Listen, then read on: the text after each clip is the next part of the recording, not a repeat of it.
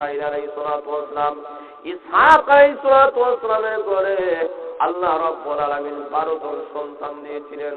সর্বপ্রথম সন্তানের নাম ছিল ইয়াহুদা, সর্বকনিষ্ঠ সন্তানের নাম ছিল বিনিয়ামিন, মধ্যখানে 11 নম্বর সন্তানের নাম ছিল ইউসুফ। আল্লাহ রাব্বুল আলামিন বলেন তার বংশের মধ্যে একজন দুইজন নবী না, আল্লাহ রাব্বুল আলামিন অসংখ্য অগণিত নবী রাসূল আল্লাহ রাব্বুল আলামিন পাঠাইয়াছেন। তার বংশের নবী রাসূলগণকে কোরআনের পরিভাষায় বনি ইসরাইল বলা হয়। কেন বনি ইসরাইল বলা হয়? কারণ ইয়াকুব আলাইহিস সালামের আরেকটা নাম ছিল হিব্রু ভাষায়, যেই নামটা হলো ইসরাইল। ইসরাইল শব্দের অর্থ হলো আল্লাহর গোলাম বা আল্লাহর বান্দা। এই কারণে ইয়াকুব আলাইহিস সালামের পরবর্তী বংশধরকে কুরআনের পরিভাষায় বনি ইসরাইল বলা হয়। আল্লাহ রাব্বুল আলামিন বলেন ওই ইয়াকুব আলাইহিস সালামের পরবর্তী বংশধরের মধ্যে আল্লাহ যত নবী রাসূল আল্লাহ পাঠাইয়াছেন সমস্ত নবী রাসূলগণকে বনি ইসরাইলের নবী রাসূল বলা হয়। যারা বলেন সুবহানাল্লাহ। সর্বশেষ নবী ছিলেন যার নাম হলো ঈসা আলাইহিস সালাম। আল্লাহ ঈসা নবীকে তার বংশের সর্বশেষ নবী হিসাবে পাঠাইলেন। আর কোন নবী নাই, কিন্তু ইসমাইল বংশে আল্লাহ কোন নবী রাসূলগণদের নাই, পাঠান নাই। একজন নবী আল্লাহ পাঠাইয়া দিয়েছেন, যার নাম বিশ্ব নবী মুহাম্মদুর রাসূলুল্লাহ। জুড়ে বলেন সাল্লাল্লাহু আলাইহি ওয়াসাল্লাম। আগেকার যুগে ওই ইহুদি খ্রিস্টানেরা বেঈমান কাফিরদের সাথে, মূর্তি পূজারীদের সাথে যখন তারা যুদ্ধ করত, তখন তারা আল্লাহর কাছে বলতো আল্লাহ শেষ জমানার নবী তিনি হবেন, ওই নবীকে আল্লাহ তুমি আমাদের বংশের মধ্যে পাঠাইয়া দাও, আমাদের বংশের মর্যাদা হবে, আর ওই নবীর কারণে আমরা যুদ্ধের মধ্যে বিজয়ী গ্রহণ করব। এই দরখাস্ত যখন তারা আল্লাহর কাছে করেছিল, আল্লাহ রাব্বুল আলামিনের কাছে যা চেয়েছিল আল্লাহ তা দেন নাই। ভিন্ন প্রক্রিয়ায় আল্লাহ রাব্বুল আলামিন বনে ইসরাইল বংশে আমাদের নবীকে আল্লাহ না পাঠাইয়া ইসমাইল বংশে, কুরাইশ বংশে আল্লাহ আমাদের নবীকে পাঠাইয়া দিলেন। এই কারণে সমস্ত ইহুদি খ্রিস্টানেরা বলে যেই নবী আমাদের বংশে জন্মগ্রহণ করেন নাই এমন নবীকে আমরা মানতে চাই না। এই কারণে তারা আমাদের নবীকে মানে না।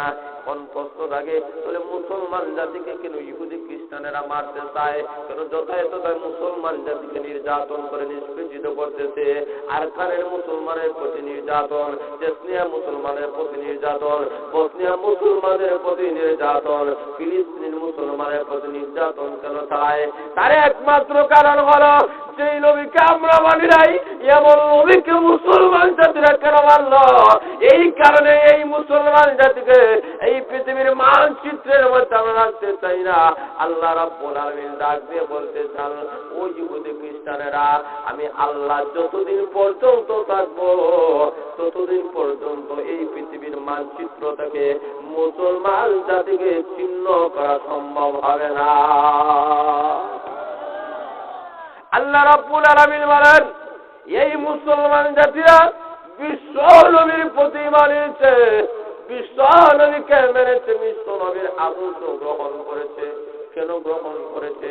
আল্লাহ রাব্বুল আলামিন বলেন যেমন তেমন নবীকে আমি আল্লাহ পাঠাই নাই, এমন নবী আমি আল্লাহ পাঠাইয়া দিলাম যেই নবী 7টা দায়িত্ব পালনের মাধ্যমে উম্মতের হেদায়েত করবে। জোরে বলেন কয়টা দায়িত্ব? আরো জোরে বলেন। আল্লাহ রাব্বুল আলামিন বলেন এই 7টা দায়িত্ব পালনের মাধ্যমে ওই নবী যেন ওনার উম্মতের হেদায়েত করে। এই দরখাস্ত যখন ইব্রাহিম নবী করেছেন, আল্লাহ রাব্বুল আলামিন বলেন ও ইব্রাহিম আমি আল্লাহর কাছে যে দরখাস্ত করেছো আমি আল্লাহ রাব্বুল আলামিন মনোপ্রাণিত হয়েছে। এই কারণে আমি আল্লাহ ঘোষণা দিলাম ইব্রাহিম তোমার বর্ণিত দোয়া অনুযায়ী আমি আল্লাহ সর্বশেষে কুরাইশ বংশে বিশ্ব নবীকে পাঠাইয়া দিলাম। আর 7টা দায়িত্ব আমি আল্লাহ তাকে দিলাম। যান। এই 4টা দায়িত্ব পালনের মাধ্যমে উম্মতের হেদায়েত করবে। আল্লাহ রাব্বুল আলামিন বলেন, আল্লাহ নবী দুনিয়াতে আসার পরেও এই 4টা দায়িত্ব পালনের মাধ্যমে উম্মতের হেদায়েত করেছেন। আল্লাহ রাব্বুল আলামিন বলেন, এই 4টা দায়িত্ব যারা গ্রহণ করবে কিয়ামত পর্যন্ত তাদেরকে নায়েবে নবী নায়েবে রাসূল বলা হবে। যারা বলেন সুবহানাল্লাহ। আমাদের নবীর দায়িত্ব কয়টা? একটু জোরে বলেন কয়টা? প্রথম নম্বর দায়িত্ব হলো ইয়াতলু আলাইহিম আয়াতিক। প্রথম নম্বর ওই নবীর দায়িত্ব হবে বিশুদ্ধ তেলাওয়াতের মাধ্যমে উম্মতের হেদায়েত করবে। কুরআন সহিহ শুদ্ধভাবে তেলাওয়াত করাইবেন। এটাই হলো বিশ্ব নবীর প্রথম দায়িত্ব। যারা বলেন ঠিক না বেঠিক? আর যারা বলেন বিশুদ্ধ তেলাওয়াত ছাড়া উম্মতের হেদায়েত হয় না। লক্ষ্য করে দেখান, আল্লাহর নবীর জামানা থেকে নিয়ে এই পর্যন্ত যত মানুষ মুসলমান হয়েছে, কোন মানুষ তোর বাড়ির জোরে মুসলমান হয় নাই, গায়ে জোরে মুসলমান হয় নাই, প্রভাব প্রতিপত্তির কারণে কোন মানুষ মুসলমান হয় নাই। যারা মুসলমান হয়েছে সবাই বিশ্ব নবী এবং কুরআনের মাধ্যমে মুসলমান হয়েছে। যারা বলেন ঠিক না বেঠিক? লক্ষ্য করে দেখেন, সেই আরব দেশের মধ্যে সবচেয়ে বড় সন্ত্রাসী ছিল যার নাম ওমর রাদিয়াল্লাহু তাআলা। সেই ওমর রাদিয়াল্লাহু তাআলা এত বড় সন্ত্রাসী ছিলেন।